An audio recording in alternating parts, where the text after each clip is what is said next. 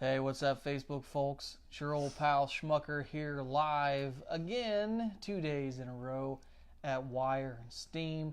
I told them I'd give them a little plug too for being here, but they gave me this sweet Bubbletea, they call it. This has bubbles in the bottom. You'll let you see that, Jama, but these bubbles pop. Yeah, a bunch of friends have tried to get me to try them, and I'm too Midwestern for bubble tea, So we'll give it a whirl, I suppose. But this is my friend Jama Owens, and we're going to have a little interview, conversation, talk today. And video being made possible today by Rena Center in Warsaw at 2588 Walton Boulevard. Call 574-267-4400. Spring into Black Friday deals starting at $17.99 per week at Rena Center in Warsaw. So, Jama, I know a lot about your story. But my brother from another mother. Yes. So there's a whole lot of people out there that may not know. So tell us a little bit about you and your story. Well, I've known you for a few years. We won't talk about how long, but it's been a long time. You sort of kind of grew up at my house off and on. Most of the time, those weren't always conscious memories, but they were a lot of times you ended up in our living room floor. But I'm a single mom. I live in Syracuse. I'm the development manager for a nonprofit that works with adults with disabilities in the community. Just doing my part to be a good human. That's kind of what I do these days. Well, everybody needs to, I think, do their part to be a good human, right? Yeah. I had a really good example of that growing up in my household of, lead with a servant's heart. So that's just trying to do the good thing, trying to carry on that legacy in our family. Yeah, and your dad definitely played a huge role in influencing my life, Yeah. I'm sure, as well as many others out there. And Yeah. we sure did love that guy. So what's your favorite movie of all time? Without a doubt, it's A League of Their Own. I do have it memorized. There's no crying in baseball. No crying in baseball. A lot of that goes to why, my dad was a special person in my life because I grew up on a ball diamond, playing, coaching, umpiring, mowing the grass, running the concession stands. No matter what was going on, we were at the ball diamond from April until October every year without fail since I was 2 and in diapers. So it's been a long time ago. it has been. We won't say how old you are, but we can talk about it. I don't have any shame in it. I'll be 40 this year, so yeah. But yeah, that's such a great and fond memory. I know your dad was huge with the Little League and the baseball program and the youth league and stuff. And we were just talking right before we came on. Your brother Matt, his kids are actually on my little guy Eli's t-ball team. So stuff how it always goes full circle, and It's absolutely true. Very true. It's such a small community, and I love it. Yeah. So what experiences up to this point have made you who you are today? Well, for a really long time, I was on one trajectory in my life. It was, being a single mom. The hustle is how much money can I earn for my kids and myself because, it's one income and we're surviving on what we can survive on, right? And then I lost my dad very suddenly, very quickly. And we've kind of touched on who he was, but he was kind of the everything for a lot of people in my community, in my life, in my kids' life. And when your family or your person in the world was the person for so many other people, you kind of wonder, did it mean anything to anybody else? Did it matter to other people?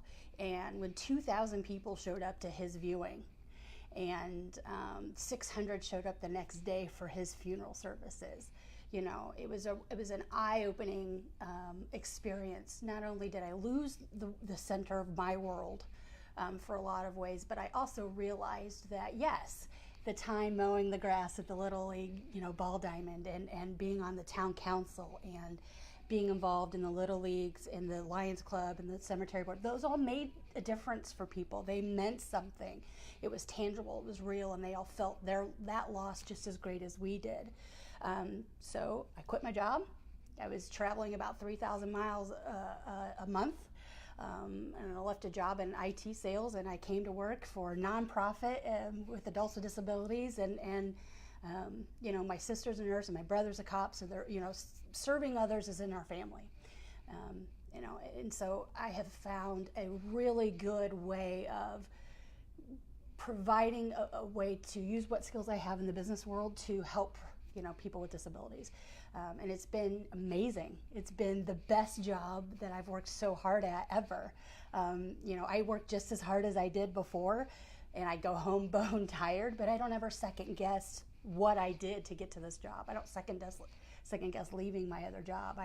I second guess wondering why I took so long and why it took, you know, such a profound loss to move my life in that direction. So yeah, and it's so tough when you think about losing a parent, especially unexpected. Mm-hmm. And I know back right after Thanksgiving when we lost my mother unexpectedly, I mean, literally she went to the hospital on a Monday afternoon and died Tuesday evening, just gone.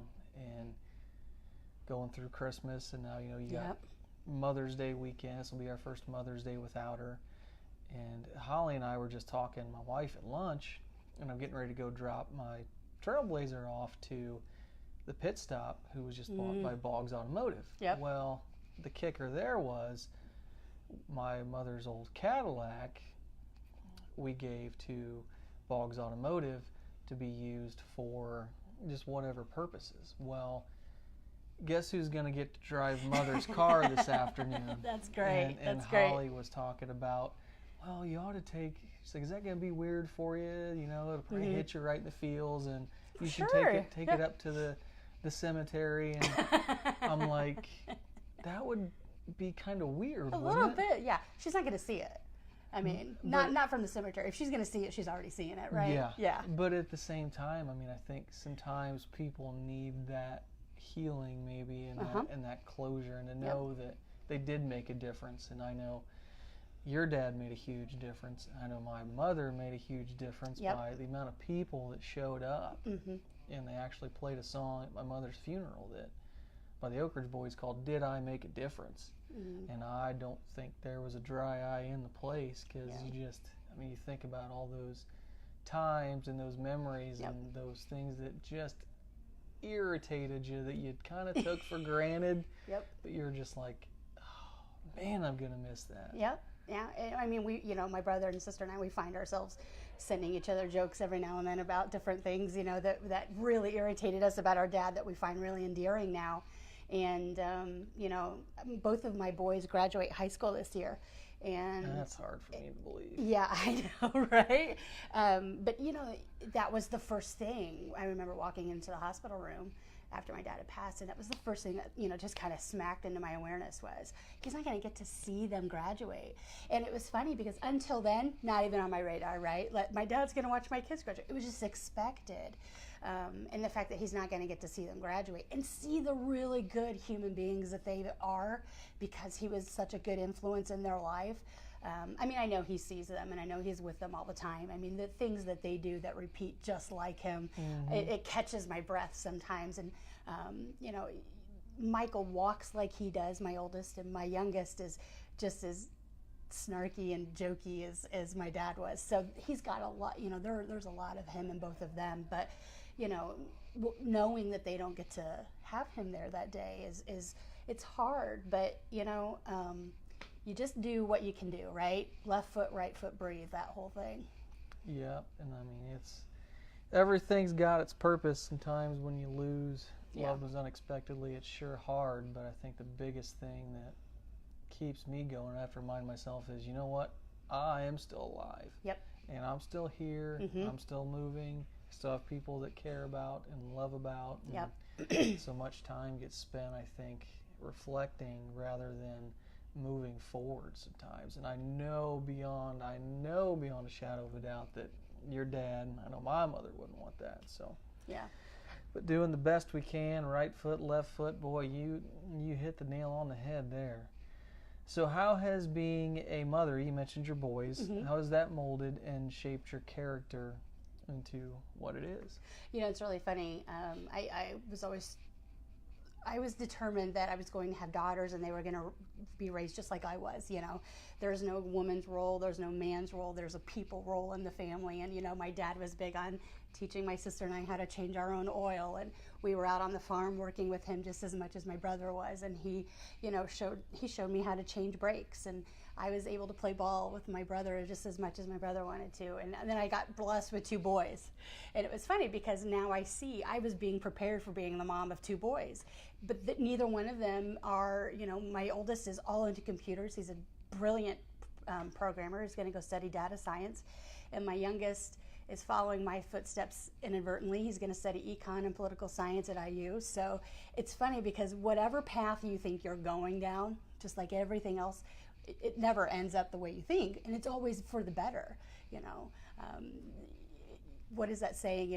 It's not the end, because if the sun rises in the morning, it's not the end, right? Mm-hmm. So it may not be your plan, but it's not the end because tomorrow happens.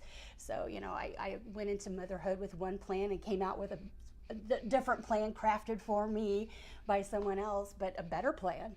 So being a mother has shaped me into something that you can't just have a preconceived notion. You just got to go with the flow and make sure that everybody's happy. Because at the end of the day, if they're happy, you've already won. Like you're way ahead of the game. So.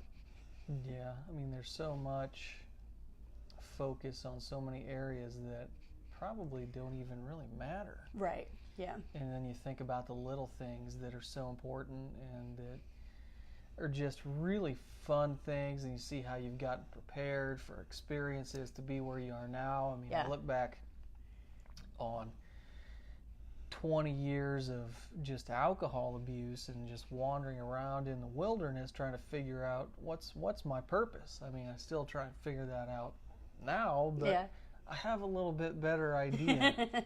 I kind of, you start to see that, okay, the good Lord's got a plan for me, and his plan is far better than anything I could ever come up with, and I'm certainly grateful for it. And I think he's doing a wonderful job with you too. So this is probably one we've already answered here, but who or what inspires and encourages you? The older that I get, the more that I realize that, of course, my dad had a huge influence on me, still does to this day.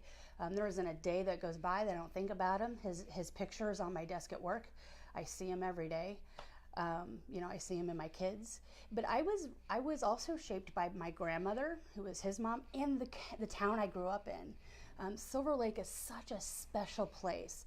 It was one of the last Mayberries in our area. My brother and I would play basketball at the school all the time in the summer, and we'd be riding our bikes home, and the older gentleman that ran the gas station downtown would see us riding our bikes, and we'd be pushing curfew, and he'd call my parents and say, hey, Matt and Jama are on their way. They're safe. I know they're late and it's getting dark out, but I just wanted to let you know I saw them and they're on their way home.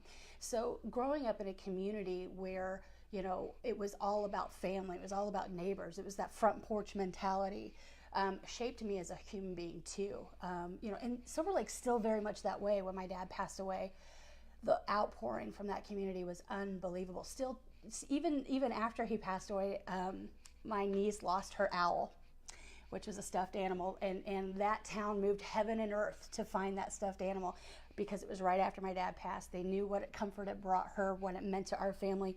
And that's just, the things that we need to get back to, is reminding ourselves that, our neighbors struggle no matter what they're struggling with, whether, it's a personal demon, it's a financial demon, it's a job demon, whatever it is. We have a responsibility, Matthew 25, we have a responsibility to be those people, to lift up our community and treasure that in each other. So, whatever way you look at it, whether you look at it from a philosophical way, being a good human, a biblical way of being a good steward to your community and a shepherd to the flock, it doesn't matter.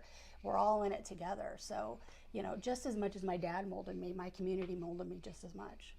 Yeah, Silver Lake, I know I spent some time there. Yeah, for sure. a little bit. A few Silver Lake Days festivals. Just a couple. and lots of other great stuff. And let me see who somebody wants tagged here. We'll have to approve that all the time. Okay. Because people want to gotcha. get tagged in these. But, I think about the small town, and it's even Warsaw. I mean, it's not quite Silver Lake, but then you add Yeah.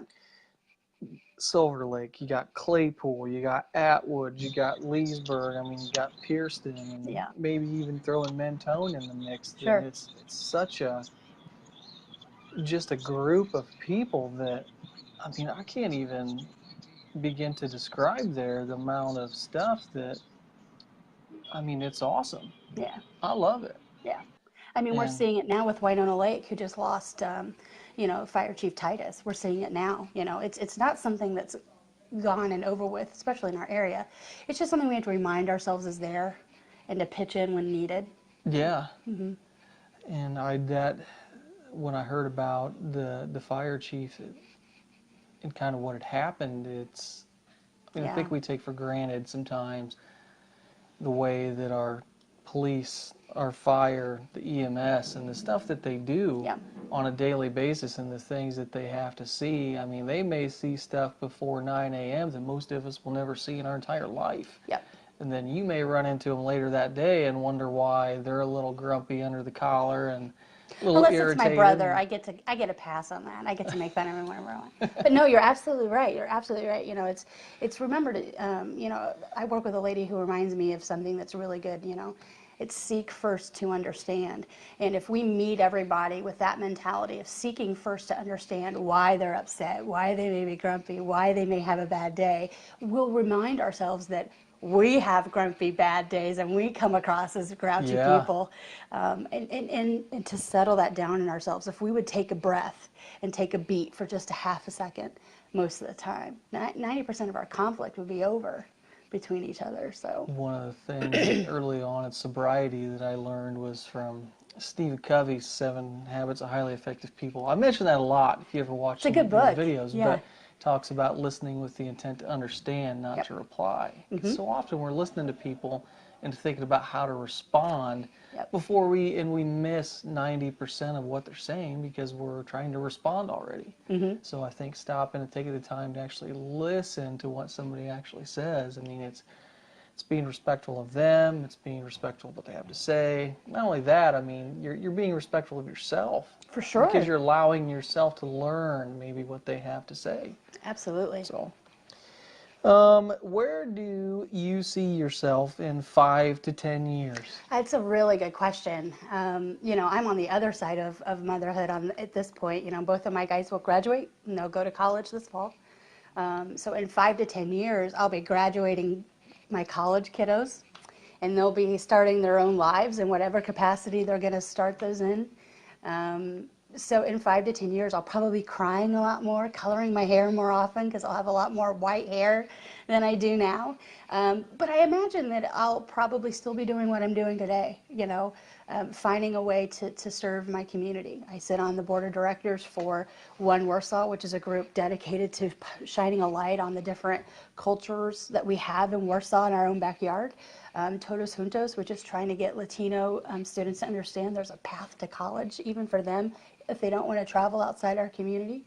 I'm working on trying to bring together both sides of any argument, whether that's, between the layperson and someone of faith. I have a good buddy who has been studying Buddhism lately, and I'm learning more from him about my own faith as I grew up than I ever did before. And it's funny because he's teaching me all of those different things through Buddhism.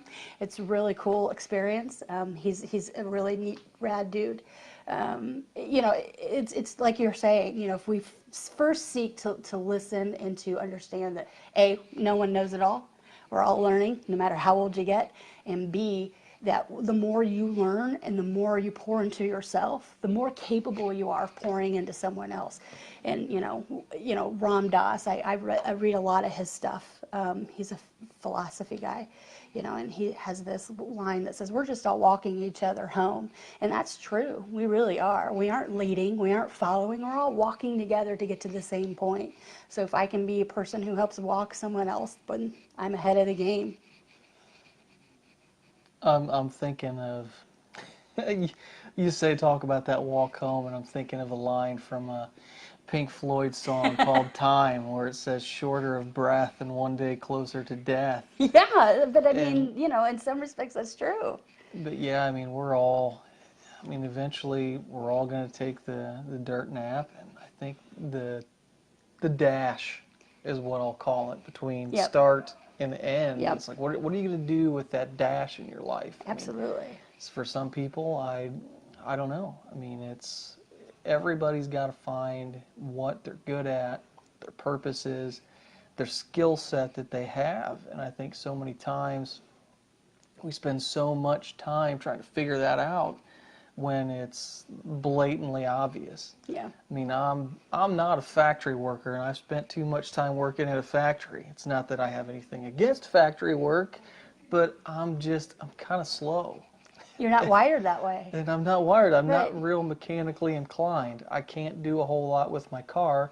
That's why I take it to Boggs, so they can do it. But you give me a microphone and somebody to talk to, and I could probably talk all day. Right. But I mean, I think figuring out all of our purpose and filling that dash and walking with one another, and the more I think we can do that and realize that everybody's got their own story. Everybody's got their own experiences.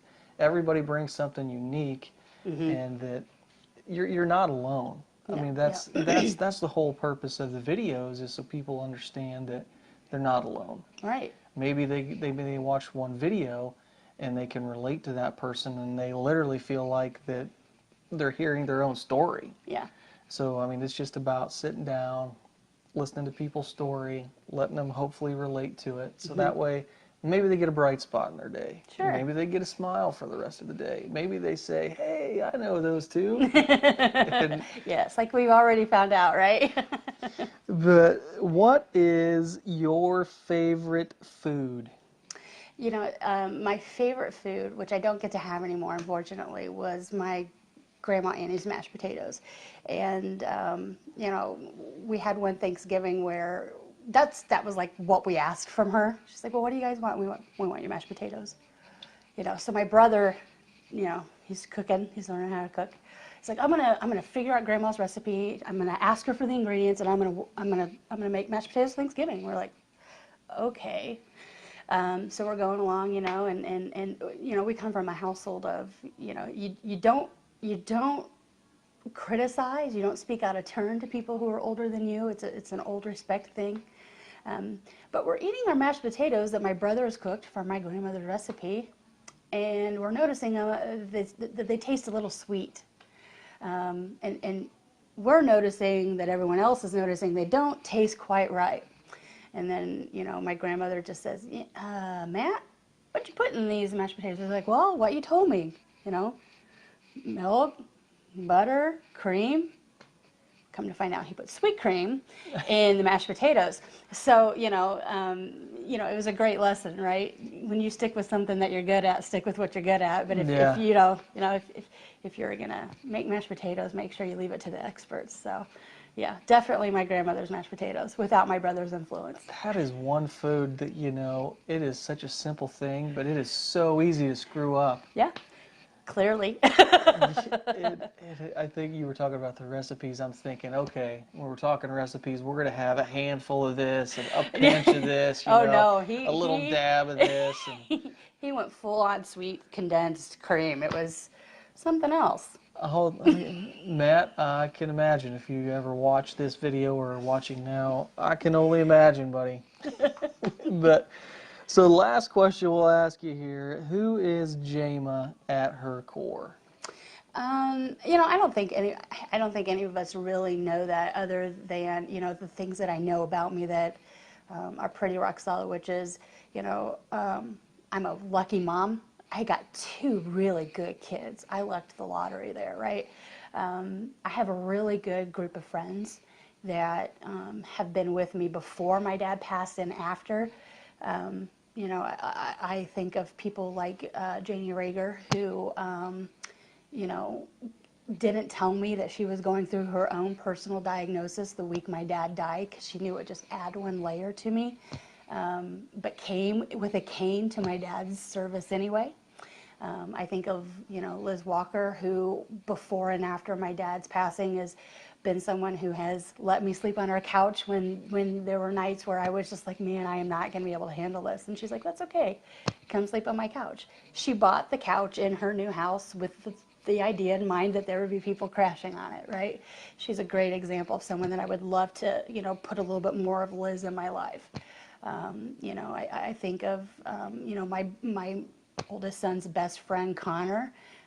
Having him in my son's life has helped me be a better parent because he's kind like Michael, and I know that I've done something right if he's gravitating toward really good people. I've got people in my life, like Vicki Morton in Syracuse, who is 60-something-year-old. I'm not going to tell your age. Tireless, fearless advocate for people with disabilities, to the point where she currently has a serious knee injury, and she was still advocating for people yesterday. So I've got really good people in my life that remind me that the good parts of me are just because they've poured into me the good parts of them. So at my core, I'm just a human being that's taken a few sprinkles of other people in my life around me, and reminded me that, I can start one way, turn and pivot and go another and build a better person. So, yeah, I think back on some of the people that have helped make me who I am today. Your parents, and of course, hanging out with Spangle and we don't have to talk about him and his parents, and it's like you grow up and all these other sets of parents have like your friends, and you see how much they have a huge influence on you. For sure. And I don't think there's some still to this day that things will happen and I see the way that maybe I do things, or the music that I listen to, or I'll hear certain songs and certain foods, and it takes you back immediately, and you're like, that's where I got that. Yeah. And those aha moments, I tell you, I love them. Yeah. I used to they kind of used to drive me nuts. Right. But the older I get, the more I'm like, I get it. No, I appreciate it. Yep. I appreciate you sitting down with me today. Absolutely. And I may look a couple of these ladies up that you threw out there, see if they want to come sit down with Janie me. would be a hoot for sure. Liz might come and talk to you too. We'll have to see. But yeah, I love it. Thanks so much. And video being made possible today by Rent-A-Center in Warsaw, 2588 Walton Boulevard. Call 574-267-4400. Spring Black Friday deals starting at $17.99 per week at Rent-A-Center in Warsaw. I like reading that stuff. It makes me sound like I'm like a radio guy or something. I don't know. All right, Jellyman. I got it. That's kind of my thing. It is. It kind of is your thing. Tomorrow, I'm not sure who I'm going to have. The lady that I did have lined up was Kimberly Ann from the afternoon show at Pulse FM, and her schedule was just so busy and she'd overlooked it, so she had to reschedule. So I don't have anybody right now, but I'll try and line somebody up. And if not, look for Friday morning. I have Wayne Messmer. We'll be live right outside of Wrigley Field, so that's going to be a great one. I'm excited about that. Very cool. Very cool. So, Jama, you have yourself a great day. Everybody else, have a wonderful Wednesday, and I will see you tomorrow, maybe Wednesday. Take care.